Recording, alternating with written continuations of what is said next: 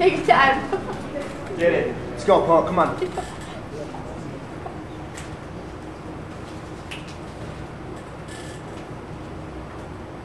Western thought has been looking for a paradox in brutality. That's why we don't give saints to Darwinists. And back home they used to tell me that selection of this sort is natural. But it's my second month in the third world, and here we worship the twin gods of minimalism and instant gratification. When you fall asleep in Africa, your morning after perspective hinges solely on which side of this incestuous bed you wake up on, because while you are asleep, necessity and his sister greed are intertwined so violently that Tanzania will forget to teach her children about the empty spaces between molecules. They will drop out after middle school, never suspecting that with a proper education, 1 in a billion might have been able to walk through walls, never knowing which ones they are. I came here to teach them. All they're interested in learning is how to seek refuge in smaller numbers. They want to know how to seek refuge in smaller numbers. They've resigned themselves to being one of 4, one of 5, one of 7 dirty faces crammed together into 2 rooms separated by 1 curtain in houses the size of my bedroom. They've learned to see 4 walls as a single, unbreakable horizon that mere mortals could never hope to get to or return from. They have learned to see the other hemisphere as heaven. If you saw this, believe me, you wouldn't have to ask why they worship Americans.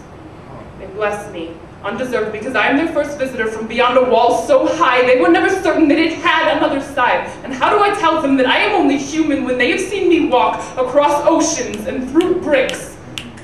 When they think that I'm distracted, they reach their tiny hands into my pockets, wondering if they can dip their fingers through my hip bones like I am white paint. Eggshell finish.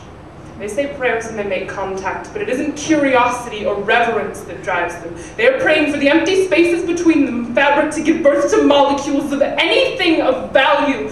And though I have no wish to be deified by thieves, I find myself believing that Mercury may have been the closest to an alchemist that the Romans had ever seen. So as I watch them embark on their trickery, I wish them luck. Back home, the word we used for this was crime. Here, there is victory in the act of stealing the sacrifice back from the altar, because here is a place where taking only what you need to feed your family is exactly the same thing as taking everything you can wrap your arms around, even if someone else's arms were there first. Even if those arms are mine, even if I am God, and even if I came here to bring water to your children. I understand why you steal. I have even stopped wishing that you didn't, so empty my pockets, little ones.